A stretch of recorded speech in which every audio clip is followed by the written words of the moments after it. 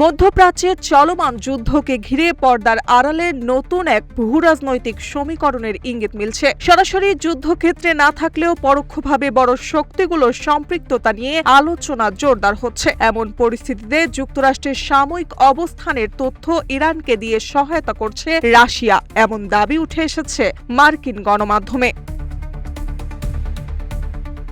Washington পোস্টের এক প্রতিবেদনে বলা হয়েছে, গোয়েন্দা কার্যক্রম সম্পর্কে জানাশোনা রয়েছে এমন ৩ কর্মকর্তার বরাত দিয়ে জানা গেছে, যুদ্ধ শুরুর পর থেকেই মার্কিন যুদ্ধজাহাজ, যুদ্ধবিমান এবং বিভিন্ন সামরিক স্থাপনা অবস্থান সংক্রান্ত তথ্য ইরানকে জানিয়ে দিচ্ছে রাশিয়া।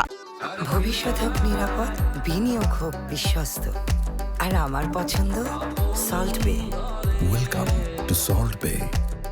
এতে প্রথমবারের মতো ইঙ্গিত মিলছে যুক্তরাষ্ট্রের কোনো বড় প্রতিদ্বন্দ্বী দেশ পরোক্ষভাবে হলেও এই সংঘাতে জড়িয়ে পড়তে পারে। পরিচয় প্রকাশ না করার শর্তে সংশ্লিষ্ট কর্মকর্তারা জানান, রাশিয়ার এই সহায়তা একটি সমন্বিত প্রচেষ্টার অংশ বলেই মনে হচ্ছে। তবে ইরানকে লক্ষ্যবস্তু নির্ধারণে রাশিয়ার সহায়তার পরিধি ঠিক কতটা তা পুরোপুরি স্পষ্ট নয়। যুদ্ধ শুরুর 1 সপ্তাহ পার হওয়ার আগেই মার্কিন বাহিনীর অবস্থান শনাক্ত করার ক্ষেত্রে ইরানি সামরিক বাহিনী নিজস্ব সক্ষমতা কিছুটা হ্রাস পেয়েছে বলেও ধারণা করা হচ্ছে।